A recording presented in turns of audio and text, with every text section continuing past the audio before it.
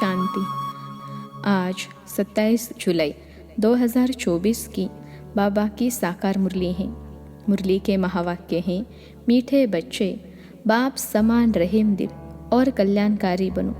समझदार वह है जो खुद भी पुरुषार्थ करे और दूसरों को भी कराए। प्रश्न है, तुम बच्चे अपनी पढ़ाई से कौन सी चेकिंग कर सकते हो? तुम्हारा पुरुषार्थ क्या है?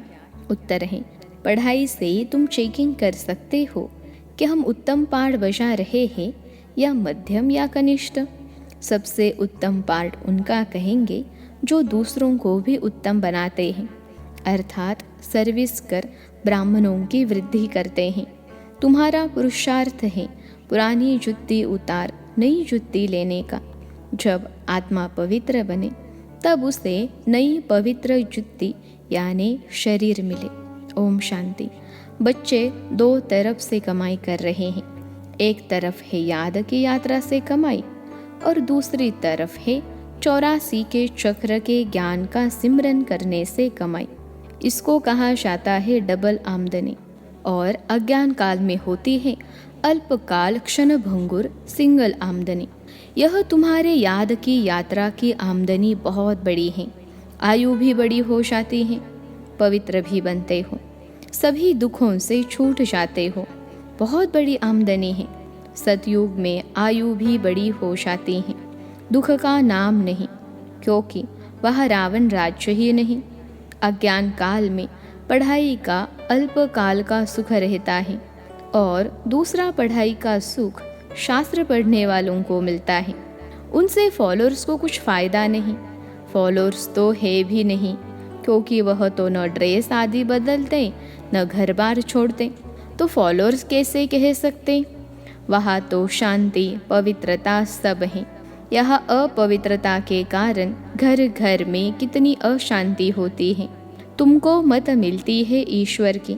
अभी तुम अपने बाप को याद करो, अपने को ईश्वरीय गवर्नमेंट समझो, परंतु तुम हो गुप्त। दिल में कितनी खुशी होनी चाहिए। अभी हम ही श्रीमत पर उनकी शक्ति से सतो प्रधान बन रहे हैं। यहाँ तो कोई राज्य भाग्य लेना नहीं है। हमारा राज्य भाग्य होता ही है नई दुनिया में। अभी उसका मालूम पड़ा है।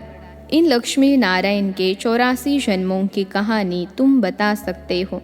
भल कोई भी मनुष्य मात्र हो, कैसा भी कोई पढ़ाने वाला हो, परंतु एक भी ऐसे कह नहीं सकेंगे कि आओ तो हम इन्हों के 84 जन्म की कहानी बताएं।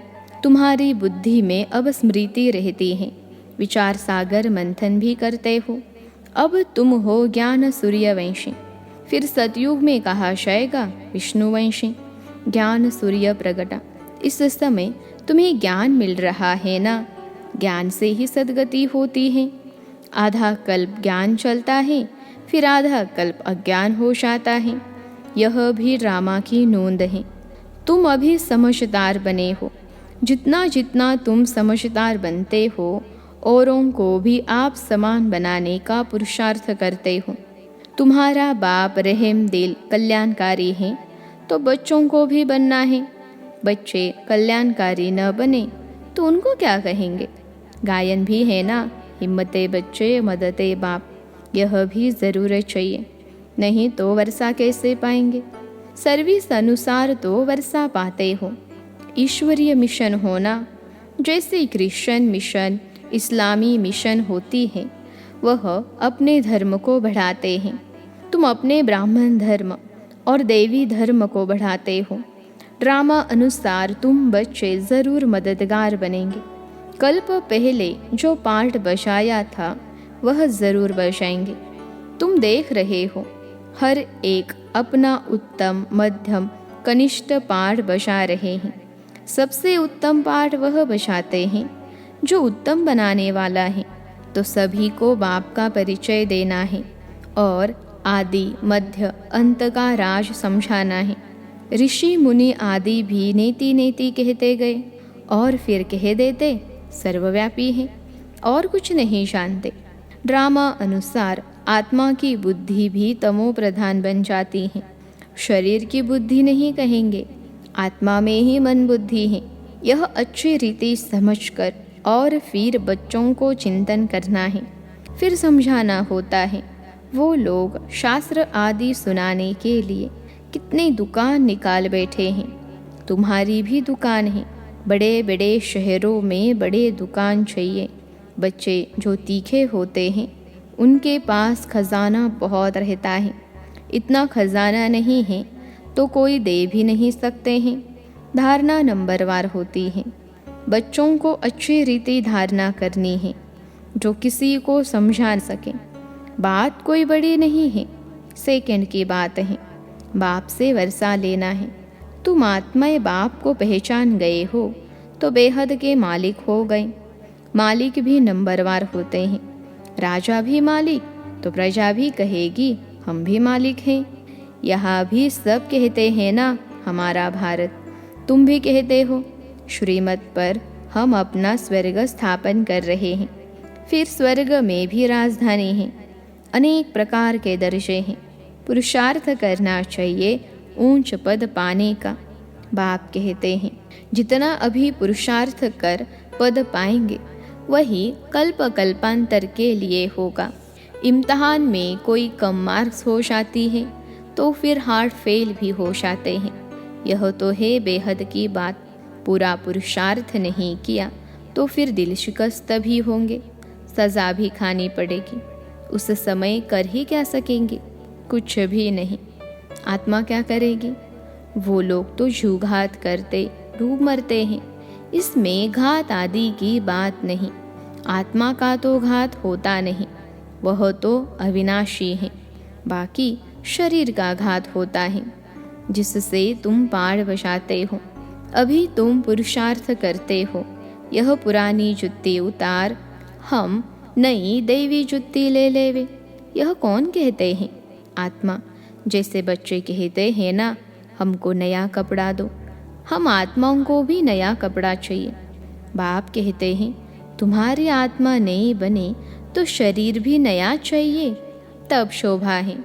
आत्मा के पवित्र होने से 5 तत्व भी नए बन जाते हैं।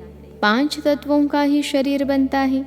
जब आत्मा सतो प्रधान है तो शरीर भी सतो प्रधान मिलता है। आत्मा तमो प्रधान तो शरीर भी तमो प्रधान। अब सारी दुनिया के पुतले तमो प्रधान हैं। दिन प्रतिदिन दुनिया पुरानी होती जाती, गिरती जाती है। नए से पुरानी तो हर एक चीज़ होती है। पुरानी हो फिर डिस्ट्रॉय होती हैं। यह तो सारी सृष्टि का सवाल है। नई दुनिया को सतयुग, पुरानी को कलयुग कहा जाता है। बाकी इस संगम युग का तो किसको भी पता नहीं। तुम ही जानते हो यह पुरानी दुनिया बदलनी है। अब बेहद का बाप, जो बाप टीचर गुरु है, उनका फरमान है कि पावन बनो। काम जो महाशत्रु है उन पर जीत पहन जगत जीत बनो। जगत जीत अर्थात विष्णुवंशी बनो। बात एक ही है। इन अक्षरों का अर्थ तुम जानते हो। बच्चे जानते हैं हमको पढ़ाने वाला है बाप। पहले तो यह पक्का निश्चय चाहिए। बच्चा बड़ा होता है तो बाप को याद करना पड़े, फिर टीचर को, फिर गुरु को याद करना पड़े। भिन्न भिन्न समय पर तीनों को याद करेंगे। यहाँ तो तुमको तीनों ही इकट्ठे एक ही टाइम मिले हैं। बाप, टीचर, गुरु एक ही हैं। वो लोग तो वानप्रस्थ का भी अर्थ नहीं समझते। वानप्रस्थ में जाना है इसलिए समझते हैं गुरु करना चाहिए। 60 वर्ष के बाद गुरु करते हैं। यह कायदा अभी ही निकला है। बाप कहते हैं इनके बहुत जन्मों के अंत में वानप्रस्थ अवस्था में मैं इनका सद्गुरु बनता हूँ। बाबा भी कहते हैं 60 वर्ष बाद सद्गुरु किया है, जबकि निर्वाण धाम जाने का समय है। बाप आते ही है सबको निर्वाण धाम में ले जाने। मुक्ति धाम जाकर फिर पाठ बजाने के लिए आना है। वानप्रस्थ अवस्था तो बहुतों की होती है, फिर गुरु करते हैं। आजकल तो छोटा बच्चा हुआ उनको भी गुरु करा देते हैं, फिर गुरु को दक्षिणा मिल जाएगी। क्रिश्चियन लोग क्रिश्चियनाइज कराने गोद में जाकर देते हैं, परंतु वह कोई निर्वाण धाम में जाते नहीं। यह सब राज बाप समझाते हैं। ईश्वर का अंत तो ईश्वर ही बताएंगे। शुरू से लेकर बतलाते आए हैं, अपना अंत भी देते हैं और सृष्टि का ज्ञान भी देते हैं। ईश्वर खुद आकर आदि सनातन देवी देवता अर्थात स्वर्ग की स्थापना करते हैं। इनका नाम भारत ही चला आता है। गीता में सिर्फ श्री कृष्ण का नाम डाल कितना रोला कर दिया है। यह भी ड्रामा है, हार और जीत का खेल है। इसमें हार जीत कैसे होती है, यह बाप बिगर तो कोई बता न सके। यह लक्ष्मी नारायण भी नहीं जानते कि हमको फिर हार खानी है। यह तो सिर्फ तुम ब्राह्मण ही जानते हो, शूद्र भी नहीं जानते। बाप ही आकर तुमको ब्राह्मण से देवता बनाते हैं। हम सो का अर्थ बिल्कुल अलग है, ओम का अर्थ अलग है। मनुष्य तो बिगर अर्थ जो आया वह कह देते हैं। अभी तुम जानते हो कि कैसे नीचे गिरते हैं फिर चढ़ते हैं। यह ज्ञान अभी तुम बच्चों को मिलता है। ड्रामा अनुसार फिर कल्प बाद बाप ही आकर बताएंगे। जो भी धर्म स्थापक हैं वह आकर फिर अपना धर्म अपने समय पर स्थापन करेंगे। नंबरवार पुरुषार्थ अनुसार नहीं कहेंगे, नंबरवार समय अनुसार आकर अपना अपना धर्म स्थापन करते हैं। यह एक बाप ही समझाते हैं। मैं कैसे ब्राह्मण फिर सूर्यवंशी चंद्रवंशी डिनास्टी स्थापन करता हूँ। अभी तुम हो ज्ञान सूर्यवंशी जो फिर विष्णुवंशी बनते हो। अक्षर बड़ी खबरदारी से लिखने होते हैं, जो कोई भूल न निकाले। तुम जानते हो यह ज्ञान का एक एक महावाक्य रत्न हीरे हैं। बच्चों में समझाने की बहुत रिफाइननेस चाहिए। कोई अक्षर भूल से निकल जाए तो फट से राइट कर समझाना चाहिए। सबसे कड़ी भूल है बाप को भूलना। बाप फरमान करते हैं, मामेकम याद करो। यह भूलना नहीं चाहिए। बाप कहते हैं, तुम बहुत पुराने आशिक हो। तुम सब आशिकों का एक माशुक है। वह तो एक दो की शक्ल पर आशिक माशुक होते हैं। यहाँ तो माशुक है एक। वह एक कितने आशिकों को याद करेंगे। अनेकों को एक को याद करना तो सहज है, एक कैसे अनेकों को याद करेंगे। बाबा को कहते हैं, बाबा हम आपको याद करते हैं, आप हमको याद करते हैं। अरे याद तुमको करना है पतित से पावन होने के लिए। मैं थोड़े ही पतित हूँ जो याद करूँ। तुम्हारा काम है याद करना, क्योंकि पावन बनना है। जो जितना याद करते हैं और अच्छी रीति सर्विस भी करते हैं, उनको धारणा होती है। याद की यात्रा बहुत डिफ़िकल्ट है, इसमें ही युद्ध चलते हैं। बाकी ऐसे नहीं कि 84 का चक्र तुम भूल जाएंगे। यह कान सोने का बर्तन चाहिए। जितना तुम याद करेंगे उतनी धारणा अच्छी होगी, इसमें ताकत रहेगी। इसलिए कहते हैं याद का जौहर चाहिए, ज्ञान से कमाई है। याद से सर्व शक्तियाँ मिलती हैं नंबरवार। तलवारों में भी नंबरवार जौहर का फर्क होता है। वह तो है स्थूल बातें। मूल बात बाप एक ही कहते हैं, अल्फ को याद करो। दुनिया के विनाश के लिए यह एक एटॉमिक बॉम्ब जाकर रहेगा और कुछ नहीं। उसमें न सेना चाहिए न कैप्टन। आजकल तो ऐसा बनाया है जो वहाँ बैठे बैठे बॉम्ब छोड़ेंगे। तुम यहाँ बैठे बैठे राज्य लेते हो, वह वहाँ बैठे सबका विनाश करा देंगे। तुम्हारा ज्ञान और योग उनका मौत का सामान इक्वल हो जाता है। यह भी खेल है। एक्टर्स तो सब है ना। भक्ति मार्ग पूरा हुआ है।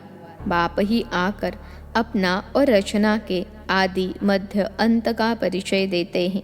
अब बाप कहते हैं व्यर्थ की बातें तुम नहीं सुनो, इसलिए हियर नो इविल इसका चित्र बनाया है। आगे बंदर का बनाते थे, अब मनुष्य का बनाते हैं, क्योंकि सूरत मनुष्य की है परंतु सीरत बंदर जैसी है, इसलिए भेंट करते हैं। अभी तुम किसकी सेना हो? शिव बाबा की। बंदर से तुमको मंदिर लायक बना रहे हैं। कहाँ की बात कहाँ ले गए हैं। बंदर कोई पुल आदि बांध सकता है क्या? यह सब है दंत कथाएं। कभी भी कोई पूछे शास्त्रों को तुम मानते हो? बोलो वाह, ऐसा कौन होगा जो शास्त्रों को नहीं मानेगा? हम सबसे शास्त्री मानते हैं। तुम भी इतना नहीं पढ़ते हो जितना हम पढ़ते हैं। आधा कल्प हमने पढ़े हैं। स्वर्ग में शास्त्र भक्ति की कोई चीज नहीं होती। कितना सहज बाप समझाते हैं, फिर भी आप समान बना नहीं सकते। बच्चों आदि के बंधन के कारण कहाँ निकल नहीं सकते, यह भी ड्रामा ही कहेंगे। बाप कहते हैं हफ्ता 15 दिन कोर्स लें, फिर आप समान बनाने लग जाना चाहिए। जो बड़े बड़े शहर हैं, कैपिटल में घेराव डालना चाहिए, तो फिर उनका आवाज़ निकलेगा। बड़े आदमी भी कर कोई का आवाज़ निकल न सके। जोर से घेराव डालो तो फिर बहुत आएंगे। बाप के डायरेक्शन मिलते हैं ना। अच्छा, मीठे मीठे सिखलते बच्चों प्रति माता पिता बाप दादा का याद प्यार और गुड मॉर्निंग। रूहानी बाप की रूहानी बच्चों को नमस्ते। हम रूहानी बच्चों की सिखलते रूहानी माता पिता बाप दादा को याद प्यार, गुड मॉर्निंग और नमस्ते बाबा नमस्ते। धारणा के लिए मुख्य सार पहली पॉइंट है, ज्ञान और योग से अपनी बुद्धि को रिफाइन बनाना है। बाप को भूलने की भूल कभी नहीं करनी है। आशिक बन माशुक को याद करना है। दूसरी पॉइंट है, बंधन मुक्त बन आप समान बनाने की सेवा करनी है। ऊंच पद पाने का पुरुषार्थ करना है। पुरुषार्थ में कभी दिल शिकस्त नहीं बनना है। आज का वरदान है, 1 मिनट की एकाग्र स्थिति द्वारा शक्तिशाली अनुभव कराने वाले एकांतवासी भव। 1 मिनट की एकाग्र स्थिति द्वारा शक्तिशाली अनुभव कराने वाले एकांतवासी भव। विश्लेषण है, एकांतवासी बनना अर्थात कोई भी एक शक्तिशाली स्थिति में स्थित होना। चाहे बीजरूप स्थिति में स्थित हो जाओ, चाहे लाइट माइट हाउस की स्थिति में स्थित हो, विश्व को लाइट माइट दो। चाहे फरिश्तेपन की स्थिति द्वारा औरों को अव्यक्त स्थिति का अनुभव कराओ। 1 सेकेंड व 1 मिनट भी अगर इस स्थिति में एकाग्र हो स्थित हो जाओ तो स्वयं को और अन्य आत्माओं को बहुत लाभ दे सकते हो। सिर्फ इसकी प्रैक्टिस चाहिए। आज का स्लोगन है, ब्रह्मचारी वह है जिसके हर संकल्प, हर बोल में पवित्रता का वाइब्रेशन समाया हुआ है। ब्रह्मचारी वह है जिसके हर संकल्प, हर बोल में पवित्रता का वाइब्रेशन समाया हुआ है। अच्छा, ओम शांति।